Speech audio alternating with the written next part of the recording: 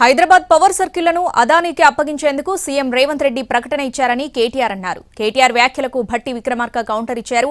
అలాంటి ప్రకటన ఎక్కడా చేయలేదని భట్టి కౌంటర్ ఇచ్చారు. తమకు బీజేపీతో చీకటి ఒప్పందం లేదని స్పష్టం చేశారు.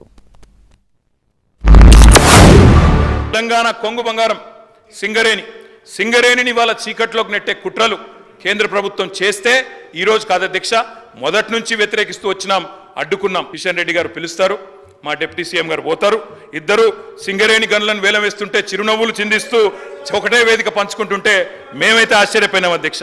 ఇక్కడ రేవంత్ రెడ్డి గారు మొన్న ఒక ప్రకటన ఇచ్చారు అధ్యక్ష, హైదరాబాద్ పవర్ సర్కిల్ ను అదానీ గారికి అప్పచెప్తామని. మరి ఈ విషయంలో దయచేసి నేను రాష్ట్ర ప్రభుత్వానికి విజ్ఞప్తి చేస్తా ఉన్నా, ప్రైవేటీకరణ పేరిట డిస్కాంలను ప్రైవేటీకరించే ప్రయత్నం చేయకండి, వాళ్ళ ఒత్తిడికి లొంగకండి.